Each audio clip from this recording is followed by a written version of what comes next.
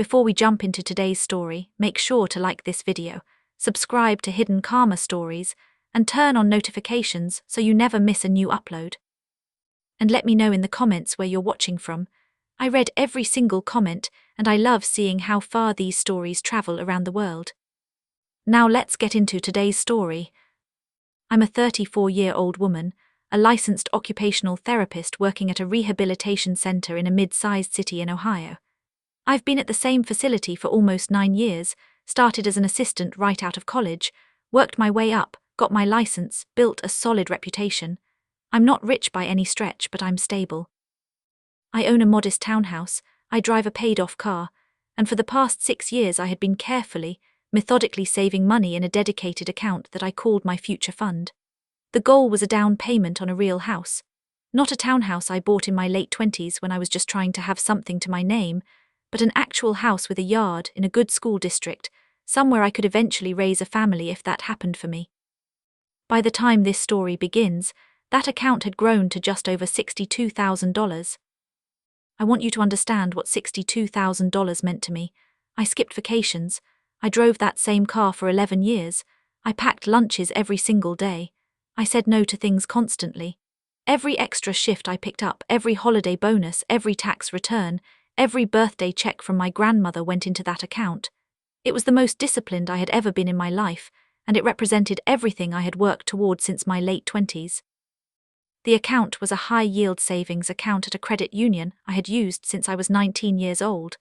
The only other person who even knew the account existed was my older brother, Marcus. That detail matters, hold on to it. Marcus is 38, 3.5 years older than me. We were close growing up, or at least I thought we were. He's always been the more charming one, the one who could talk his way into and out of anything. He works in real estate, or at least he did. He's been in and out of different brokerages over the years, always had some reason why a deal fell through, always had some new opportunity just around the corner. Our parents, especially our mom, always made excuses for him. He was creative, he was a dreamer, he just needed the right break. I was the responsible one, which in our family meant I was the boring one. I didn't think much about that dynamic back then. I had my own life, my own goals, and Marcus and I were friendly even if we weren't especially close as adults. We'd grab dinner occasionally. He'd text me memes, normal sibling stuff. Then our father got sick. Dad was diagnosed with stage 3 colon cancer in the spring of 2 years ago. He recovered, thankfully, but the treatment was brutal and expensive, and it shook all of us. During that time, Marcus and I spent a lot more time together at the hospital at our parents' house, helping out where we could. We got closer again. He seemed genuinely shaken by Dad's illness, more vulnerable than I'd ever seen him. We had real conversations. He opened up about struggling financially, about some deals that had gone sideways, about feeling like he was behind in life. I felt for him, I really did. At some point during one of those conversations, I mentioned my future fund. Not the exact number, just that I had been saving seriously and was getting close to being able to buy a house. He seemed genuinely happy for me. He asked a few questions about how I was managing it, said he wished he had been more disciplined like me when he was younger. That conversation seemed harmless at the time. I want you to know that I replay it in my head constantly now. About 8 months after Dad finished treatment, Marcus called me with what he described as a once-in-a-lifetime opportunity. He had connected with a developer who was buying up properties in a neighborhood that was about to be rezoned for mixed-use commercial development. The plan was to buy distressed properties at low prices, hold them for 12 to 18 months, and sell at a significant profit once the rezoning went through. He had already confirmed the rezoning was in progress through his contacts at the city planning office. He was putting his own money in. Several of his colleagues were involved.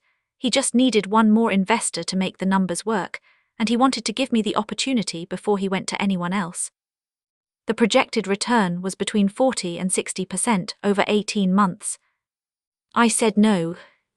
I told him I appreciated it, but that money was my house fund, and I wasn't willing to risk it on a real estate investment no matter how good it sounded.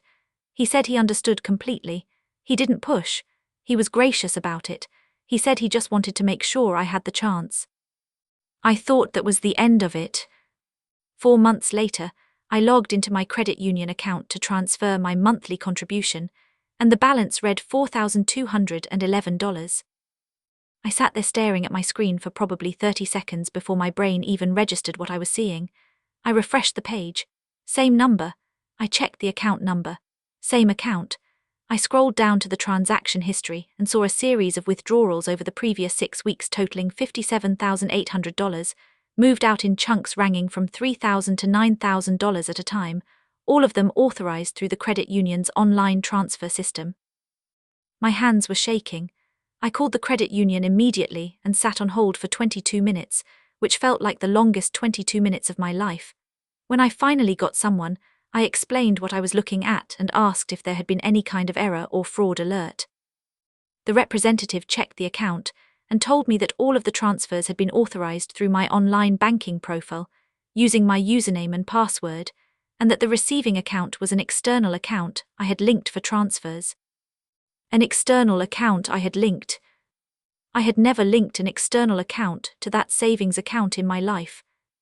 That's when I felt the first real wave of something I can only describe as cold dread. The representative flagged the account, froze it, and transferred me to the fraud department. The fraud investigator I spoke to was professional but cautious. She explained that because the transfers were authorized through my own login credentials and through a linked external account, it would be treated as a disputed transaction case rather than straightforward fraud. She said they would investigate, but that I needed to understand the process could take several weeks. I asked if she could tell me anything about the external account the money had been transferred to. She said she could confirm it was at a regional bank in Ohio, but could not give me the account details directly. She advised me to file a police report as well, which would help the investigation. I filed the police report that same afternoon. The officer was sympathetic, but basically told me that without knowing who had access to my login information, these cases were often very difficult to resolve quickly. On the drive home, I thought about who could have done this. I lived alone. I didn't share passwords with anyone. My computer and my phone had screen locks. I had never written my banking login information anywhere physical. But then I started thinking about the months when Dad was sick. Marcus and I had been at my parents' house together constantly. There had been a period of about 2 weeks when I was staying there and had left my laptop in the guest room while I went to the hospital with my mom. Marcus had stayed at the house during that time too. I wanted to be wrong. I genuinely, desperately wanted to be wrong. I called Marcus that night. I kept my voice calm. I told him I had a problem with my savings account and that a large amount of money had been moved out without my authorization. I said I was trying to figure out what happened and asked if he knew anything about it. There was a pause, maybe 3 seconds. Then he said that was terrible and he was so sorry and that he hoped the bank could sort it out for me. He didn't ask how much.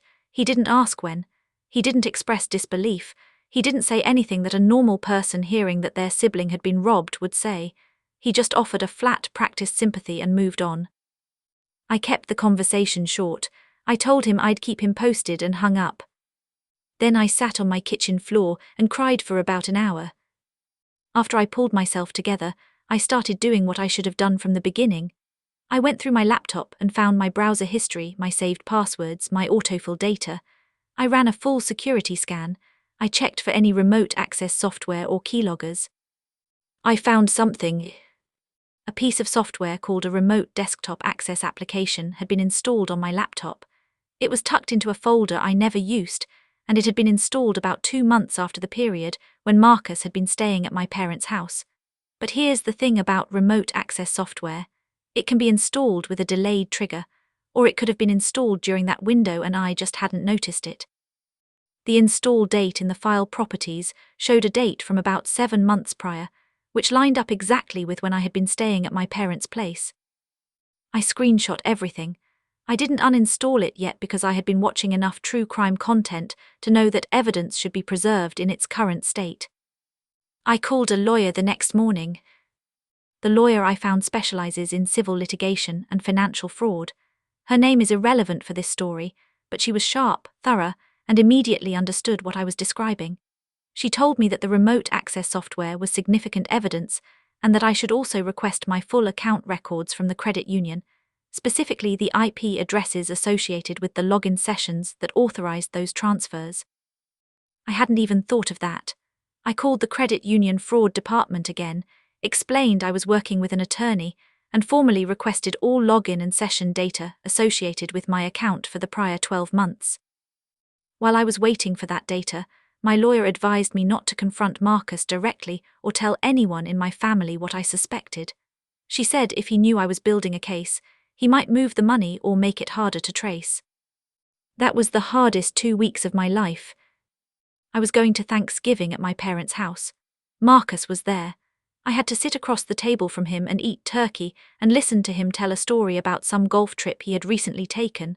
I watched my mom laugh at his stories and refill his plate, and I sat there knowing what I knew, or at least strongly suspecting what I suspected, and I could not say a word.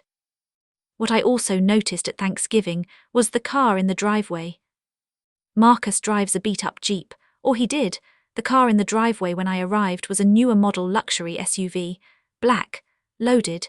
He said when I mentioned it that he had gotten a good deal through a client. I took a photo of the license plate when I left. The session data came back from the credit union about 10 days later. My lawyer reviewed it with me. The logins that authorized the transfers had come from 2 different IP addresses.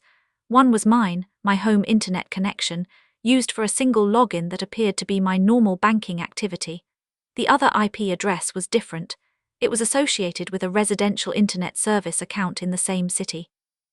My lawyer submitted a subpoena request through the civil case she had initiated against a John Doe defendant, seeking the identity of the account holder associated with that IP address from the internet service provider. While we were waiting on that, she also advised me to check my credit report. I checked it. There was a personal loan for $18,000 that I had never taken out, opened 8 months ago at a financial services company I had never heard of, and a credit card with a $6,000 balance at a retailer I had never shopped at. I want to stop here and just describe what it felt like to keep discovering new layers of this. Every time I thought I understood the full scope of what had happened to me, there was something else, something worse. It was like peeling an onion, except the onion was made of betrayal, and every layer made me want to scream. My identity had been stolen, not just my savings account. Someone had used my personal information to take out credit in my name and had been making minimum payments on the loan, probably to keep it from triggering an alert. But the credit card had a balance and no recent payments. I filed identity theft reports with all 3 credit bureaus and placed a fraud alert on my credit file.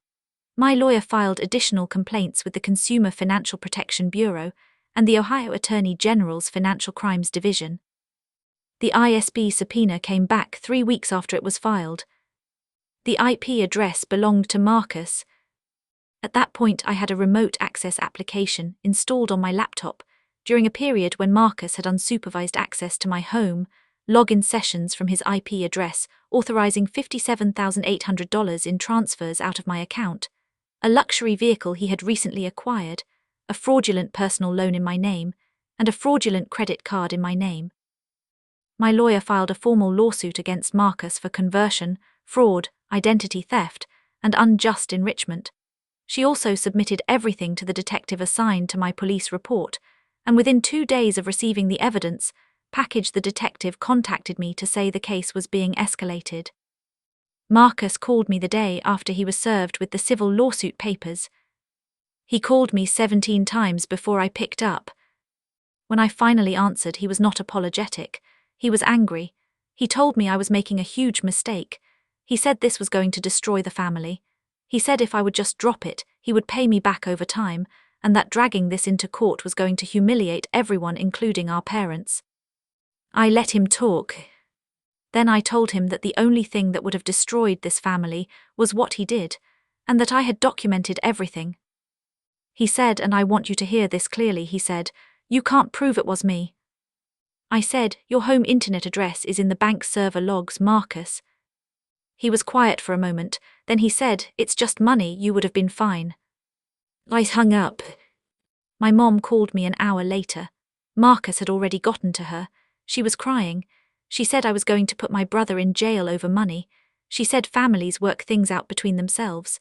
She said she couldn't believe I would do this without even talking to her and my father first. I told her I loved her, but that what Marcus did was a crime, and I was not going to drop it. She said some things after that which I'm not going to repeat because honestly they hurt more than almost anything else in this entire situation. The implication was clear. I was the difficult one. I was the one blowing up the family. Marcus had made a mistake, and I needed to find a way to forgive him. This is the part where I have to tell you about something I did not know. During the discovery process in the civil lawsuit, my lawyer obtained Marcus's financial records. What we found was not just evidence of what he did to me. It was a complete picture of a man who had been financially drowning for years and had been hiding it from everyone. Marcus had over $230,000 in personal debt. Credit cards, personal loans, a line of credit against a property he no longer owned, money borrowed from private individuals that had gone to collections. He had not actually worked as a licensed real estate broker for almost 2 years. His license had been suspended following a complaint from a client. The investment opportunity he had pitched me, the one I had turned down, did not exist. There was no developer. There was no rezoning. It was a completely fabricated story, almost certainly designed to get my money voluntarily so he wouldn't have to steal it. When I said no, he took it anyway. The luxury SUV had been purchased 11 days after the last large transfer out of my account. But that wasn't the worst part. The worst part came when my lawyer started pulling on one more thread. The fraudulent personal loan in my name for $18,000. We traced the origination documents and found that the application had included my personal information, my social security number, my address, my income information, and a digital signature. The income information was accurate, down to the dollar, the kind of accurate that required access to my actual pay stubs or tax returns. I had never shared my tax returns with Marcus, but during the period when he had remote access to my laptop, my tax documents were saved as PDFs in a folder on my desktop. He hadn't just stolen my banking credentials, he had harvested enough of my personal and financial information to commit identity theft multiple times over. My lawyer brought this to the detective's attention, and the criminal investigation expanded significantly. Marcus was arrested on a Tuesday morning about 6 weeks after the civil lawsuit was filed. The charges were felony theft, computer fraud, identity theft, and financial crimes. The arrest happened at the house he had been renting, and according to someone who saw it happen, he was in his bathrobe. I found out because the detective called me at 8:30 in the morning and told me. I was at work. I had a patient session starting in 10 minutes. I thanked her, hung up, went into the single-occupancy bathroom down the hall, sat on the floor and shook for about 5 minutes. Then I went and did my session because my patient needed me, and honestly the routine of it helped. My phone was full of messages by that afternoon, extended family members I hadn't spoken to in years weighing in, friends of Marcus calling me vindictive, friends of mine expressing support. My dad texted me. He said he was sorry. He said he didn't know what Marcus had done until the detective had come to talk to him as part of the investigation, and that he was ashamed. He said he loved me and that he understood if I needed space from the family. My mom did not reach out for almost 3 weeks. The civil case proceeded alongside the criminal one. In the civil discovery, Marcus's attorney tried several tactics. First, they argued that the IP evidence was circumstantial and that other people could have used Marcus's internet connection. My lawyer responded by pointing out that the remote access software on my laptop had been installed using a technique consistent with direct physical access, and that the only person outside of my household with unsupervised access to my laptop during the relevant period was Marcus. Then Marcus's attorney tried to argue that Marcus had my permission to access my accounts to help me manage my finances while our father was ill. My lawyer asked Marcus's attorney to produce any documentation, any text message, any email, any voicemail, any communication of any kind that supported this claim. There was none because it never happened. Then they tried to suggest that the money had been transferred into a joint venture account with my knowledge and consent, and that what Marcus had done with it was a business dispute rather than theft. My lawyer asked them to produce the joint venture agreement, the account opening documents, any written communication about this business arrangement. Again, nothing. The criminal case moved faster than I expected. Marcus had a public defender, because despite spending my money, he apparently had very little of his own left. In a preliminary hearing about 4 months after his arrest, facing the full weight of the evidence my lawyer and the detective had assembled, Marcus pleaded guilty to felony theft and identity theft. The computer fraud charge was dropped as part of the plea. He was sentenced to 22 months in a minimum security facility, followed by 3 years of supervised probation, and was ordered to pay full restitution. The restitution order covered the $57,800 from my savings account, the $18,000 from the fraudulent personal loan, and the $6,000 from the fraudulent credit card. Total restitution of $81,800. The civil case settled 2 weeks after the criminal sentencing. Because Marcus had no assets of any real value, the settlement was structured with a formal judgment against him that would follow him for years. The luxury SUV was located and ordered to be liquidated. It sold at auction for about $34,000, which went toward the restitution. The balance would be collected from his wages and assets going forward, enforced by the court. I got my credit cleaned up. The fraudulent loan and credit card were removed from my report. The credit bureaus were updated. My score, which had taken a hit during the investigation period, recovered over the following months. My savings account had been partially reimbursed by the credit union as part of their fraud resolution process, while the case was still ongoing, which helped me stay financially stable during what was honestly a very destabilizing year. The rest came in over time from the restitution order. About my mom, she did eventually call me. It was a hard conversation. She was still grieving in her way, not for me but for the version of Marcus she thought she knew. She apologized, sort of. She said she was sorry things had gone this way. She didn't apologize for the things she said to me when she first found out, the implication that I was the one destroying the family.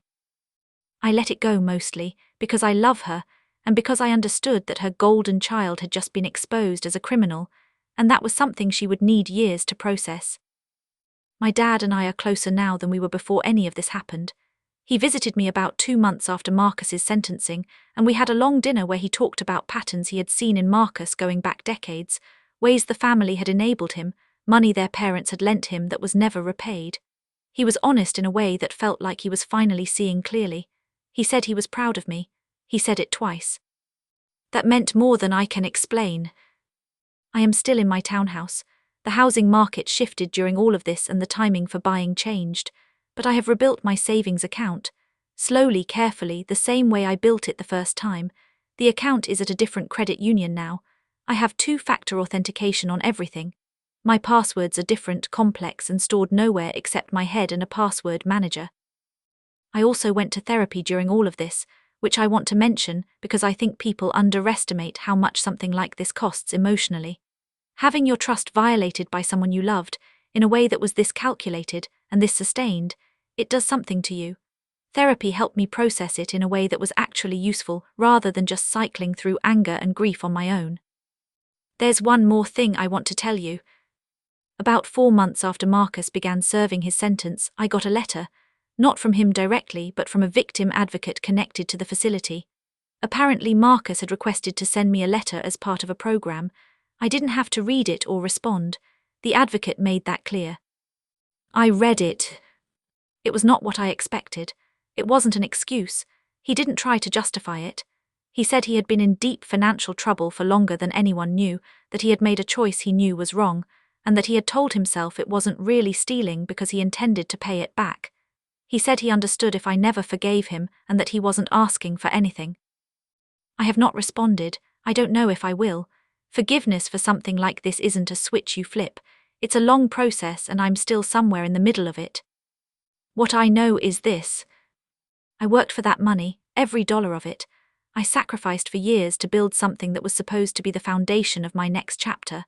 My own brother looked at what I had built and decided he was entitled to it. He stole from me not in a moment of desperation, but over the course of weeks methodically, using technology he had planted on my computer. He then used my identity to take out additional debt in my name, and when I found out, his first instinct was not remorse.